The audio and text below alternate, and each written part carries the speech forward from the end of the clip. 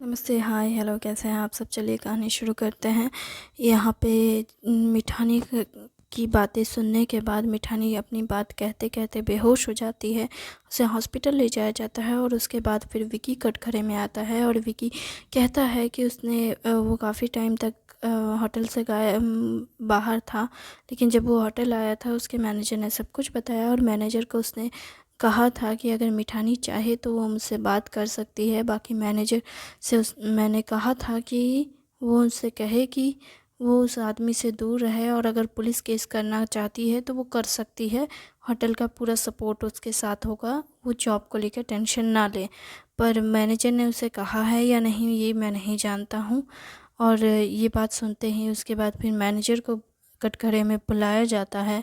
फिर मैनेजर आता है, मैनेजर से कहा जाता है तो आप असिस्टेंट मैनेजर हैं या मैनेजर हैं? सर, मैं मैनेजर हूँ और मैं काफ़ी होटल के ओपनिंग से लेकर के होटल के अब तक मैं मैनेज कर रहा था, पर उससे ज़्यादा मेरा असिस्टेंट मैनेज कर रहा था क्योंकि मैं बीच में अपने घर गया था, मेरी वाइफ़ की डिलीवरी थी। तो मैं बाहर गया हो मैं घर चला गया था अपने गांव पे और मैं थोड़ा बिज़ी था तो उस टाइम पे, और सर ने मुझे छुट्टी दे रखी थी तो इसलिए। और सच कहूँ तो मैं काम कर कर के बहुत थक गया था। 6 महीने तक लगातार ऐसे लोगों को, इतने टॉक्सिक लोगों को हैंडल करना और सभी लोगों को मैनेज करना और सिचुएशंस को देखना बहुत टफ़ था मेरे लिए। तो मैं सर के आते ही मैंने सर को सारी सिचुएशन बताई और उसके बाद मैं अपने घर को चला गया। और सच कहूँ तो मैं जितना हो सके मैंने सारी चीज़ें हैंडल की है। और इसके अलावा हम बाकी सारी चीज़ें असिस्टेंट मैनेजर ने हैंडल की है।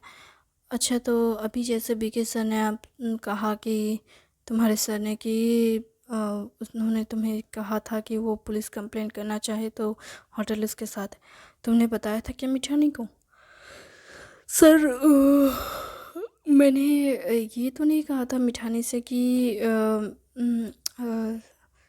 मतलब सच कहूँ तो मैंने डायरेक्टली उससे नहीं कहा था कि ऐसा कुछ है, बट मैंने उससे ये ज़रूर कहा था कि हम सब उसके साथ हैं।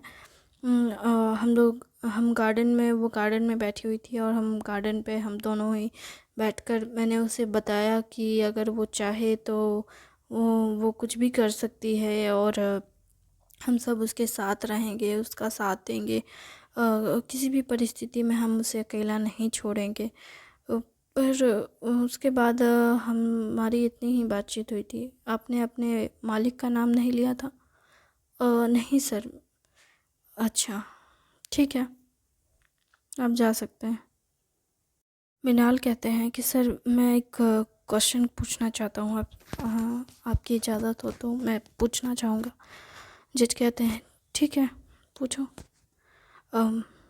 असिस्टेंट साहब, मैंने जहाँ तक सुना है आपके जो पहले के ऑनर थे वो मतलब विकी के जो फादर थे उनका एक्सीडेंट हुआ था अ, होटल बनते वक्त। मुझे आप बता सकते हैं एग्जैक्टली वहाँ क्या हुआ था? क्या आप वहाँ पे मौजूद थे? मतलब आप क्या उनके फादर के साथ काम किए हैं? सर, सच कहूँ तो हम सब मुंबई के ब्रांच में ही रहे हैं। हम लोग मुंबई ब्रांच से डायरेक्ट यहाँ आए थे काम करने के लिए, क्योंकि यहाँ नया होटल बन रहा था तो हम लोग एक अनएक्सपीरियंस इंसान को यहाँ पे रख नहीं सकते थे। तो हमने हमारे सर ने एक्सपीरियंस लोगों को हायर करना सही समझा, इसलिए हम लोग वहाँ से यहाँ आए थे। पहले तो विक्रांत सर ने ही सारी चीज़ें हैंडल की थी, पर उनके एक्सीडेंट के बाद फिर विकी सर हैंडल कर रहे थे। आप वहाँ थे या नहीं, मैं ये पूछ रहा हूँ। सर, मैं वहाँ पे नहीं था क्योंकि हमें होटल बनने के बाद बुलाया गया है, होटल बनने से पहले नहीं। हम एक्चुअली मैं हमेशा से ही विकी सर का ही असिस्टेंट रहा हूँ। मुझे इसकी ही ट्रेनिंग दी गई थी कि क्योंकि विक्रांत सर और विक्रांत सर के जो असिस्टेंट हैं वो दोनों ही एक साथ रिटायर्ड होने वाले हैं थे। उन्होंने कहा था कि वो दोनों काफ़ी टाइम से साथ में काम कर रहे हैं और वो दोनों साथ में ही रिटायर होंगे। तो विक्रांत सर के जो असिस्टेंट थे वो मेरे टीचर रहे। उन्होंने मुझे बताया कि एक असिस्टेंट की जॉब क्या होती है, उसको कैसे काम करने चाहिए और उसे किस तरह से सिचुएशन हैंडल करनी चाहिए। मुझे और मेरे असिस्टेंट को हम दोनों को एक साथ ट्रेनिंग दी गई थी और उन्होंने हमें ट्रेंड किया था विकी सर के लिए, क्योंकि उस वक्त विकी सर बाहर पढ़ाई कर रहे थे। तो सर ने मुझे ट्रेनिंग देना शुरू किया था। मुझे हायर ही इसलिए किया गया था, मुझे और मेरे असिस्टेंट को, और हम दोनों में से किसी एक को असिस्टेंट बनाना था और एक को सीनियर असिस्टेंट। और हम दोनों, तो क्या आप दोनों एक दूसरे से झगड़ते हैं क्योंकि आप दोनों की सैलरी अलग अलग होगी? नहीं सर, चाहे मुझे असिस्टेंट बनाए या उसे, हम दोनों ही गरीब फैमिली से आए हैं और हम दोनों ही जानते हैं गरीबी क्या होती है। हम दोनों के लिए पैसे बहुत ज़रूरी हैं और हम दोनों एक दूसरे के साथ हम दोनों एक दूसरे के रूममेट भी थे, एक दूसरे के दर्द को समझने वाले भी थे। हमें एक दूसरे से जलन नहीं हुई है, कभी भी नहीं। अगर मैं असिस्टेंट हूँ और वो मेरा जूनियर असिस्टेंट है, तो इस बात के लिए हम दोनों में से किसी में कोई ईर्ष्या नहीं थी। हम दोनों ही असिस्टेंट के लिए बारी बारी हमें अच्छे से ट्रेनिंग दी गई और हमारे सर ने ही डिसाइड किया कि उन्हें कौन चाहिए, और क्योंकि विकी सर ने ही डिसाइड किया कि कौन असिस्टेंट बनेगा और कौन जूनियर असिस्टेंट। तो इस बात के लिए हम लोगों में कोई आर्ग्यू नहीं हो सकता। और इसके अलावा हमें सैलरी को लेकर भी कचकच करने की ज़रूरत नहीं है। ये तो बस एक पद है कि जूनियर असिस्टेंट कौन बनेगा और सीनियर असिस्टेंट, ये तो बस एक पद की तरह है, पर हमारी सैलरी भी सेम है, इसलिए हमें झगड़ने की ज़रूरत भी नहीं। आपकी सैलरी सेम है? हाँ, विकी सर ने हम दोनों की सैलरी सेम रखी है। हम दोनों का काम है अलग अलग, जैसे हम दोनों का काम अलग अलग है, जैसे कि स्टाफ मैनेज करना एक बाहर का काम होता है, एक ऑफिशियल वर्क होता है, जैसे पेन पेपर का, कितने लोग आए हैं, मौसम के वाइज, मतलब साल भर में कौन कैसा आ रहा है, साल भर में कब किस मौसम में कितनी भीड़ हो रही है, एक वो काम एक हमारे बीच बांटा हो रहता है कि कौन क्या करेगा। और अगर इस बीच में हमें से कोई एक छुट्टी लेता है घर जाने को लेकर के या कुछ, तो हम लोग इस चीज़ को डिस्कस करते हैं कि हमारे क्या क्या काम था, हमने क्या क्या किया है, और उस हिसाब से हम लोग छुट्टी ले लेके पारा पारी जा सकते हैं। और इस तरह से हमारा काम भी हो जाता है, क्योंकि ये हमारे बीच हम दोनों ही चाहते हैं कि हम दोनों का काम आसान हो। क्योंकि अगर हम समझ सकते हैं कि पहले हमें लगता था कि होटल के लिए एक मैनेजर ही काफ़ी होगा, लेकिन फिर हमें जब काम दिया गया तो हमें समझ आया कि हमारा काम कितना इम्पोर्टेंट है और हमें कितने अच्छे से हर चीज़ मैनेज करनी पड़ती है। हमें हर एक होटल के जितने भी कस्टमर हैं उनका किस तरह से ख्याल रखना पड़ता है, हर चीज़ अरेंज करना, उनकी हर मांग पूरी कर देना, हर एक चीज़ का ख्याल रखना। जैसे मेरा जो जूनियर असिस्टेंट है उसका काम है होटल में कुछ खाने पीने की चीज़ें अगर घट गई है उस सब का देख रेख करना, कौन सा स्टाफ मेंबर कैसे काम कर रहा है, ड्यूटी बांटना स्टाफ मेंबर का कि कब कौन आएगा कौन जाएगा, अगर किसी को छुट्टी वगैरह चाहिए तो वो सब भी देखना, और बाकी बहुत सारे काम है जो बाहर का, वो सब कुछ वो हैंडल करता है।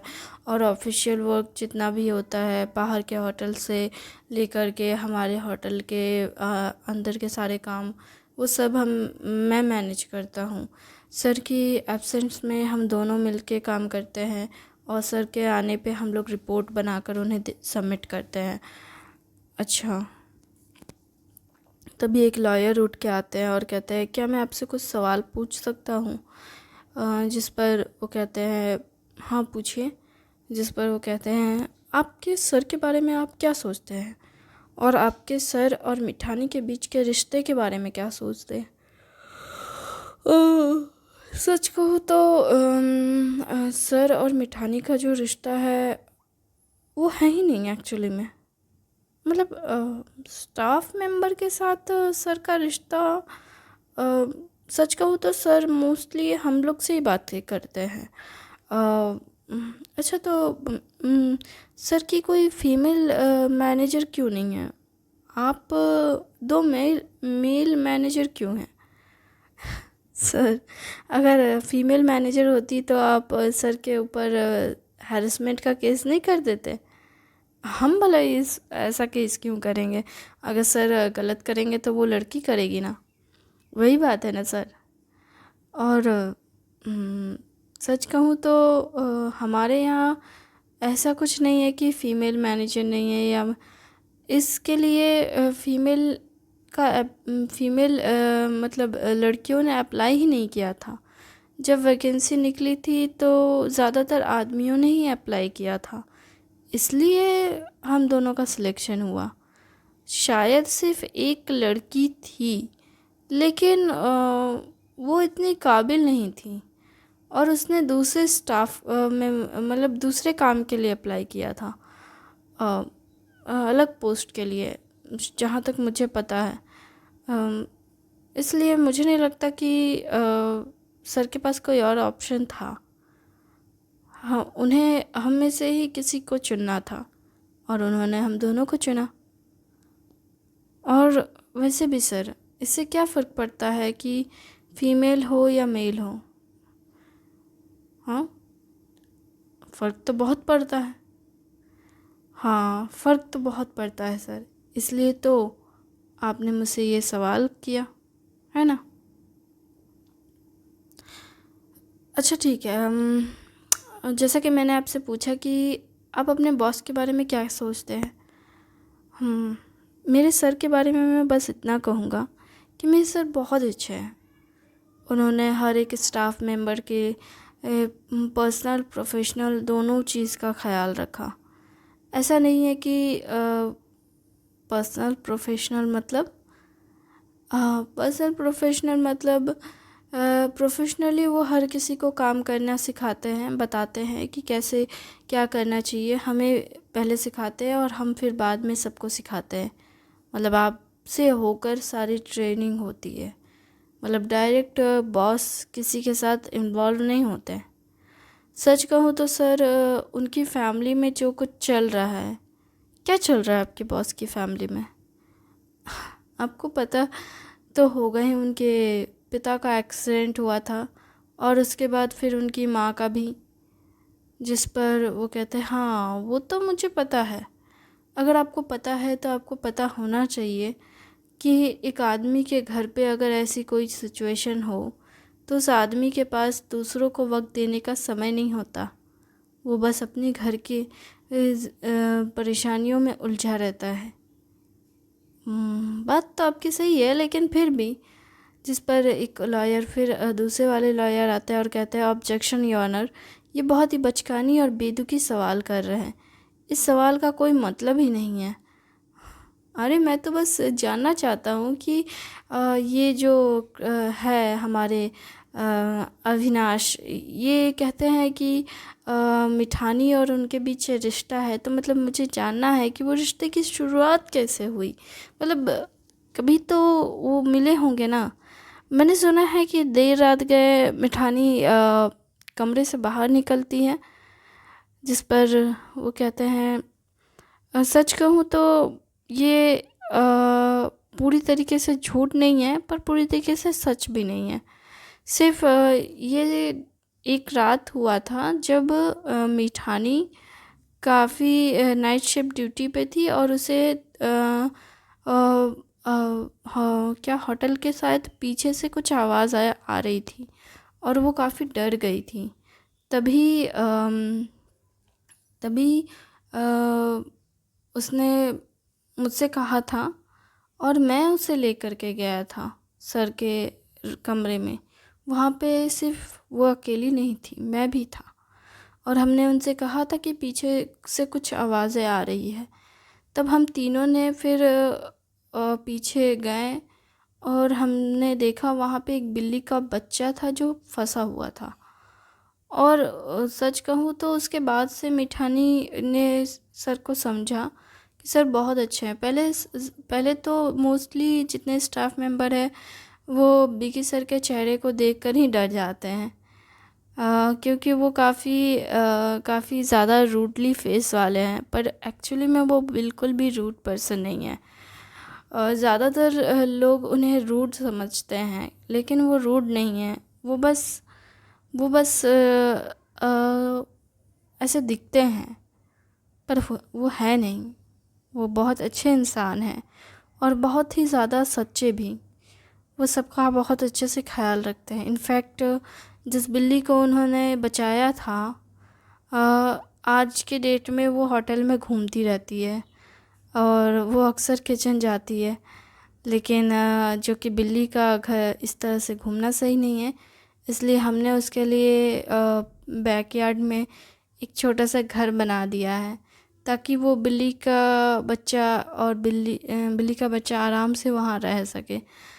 ताकि अगर उसे कभी आना जाना हो तो वो पीछे ही रहे। उसको खाना भी हम लोग वहीं पे दे देते हैं, ताकि वो पूरे होटल में ना घूमे, ताकि होटल के लोगों को ऐसा ना लगे कि होटल में बिल्ली पाली जाती है। कुछ लोगों को बिल्लियाँ नहीं पसंद होती है, पर कुछ लोगों को बिल्ली बहुत पसंद होती है।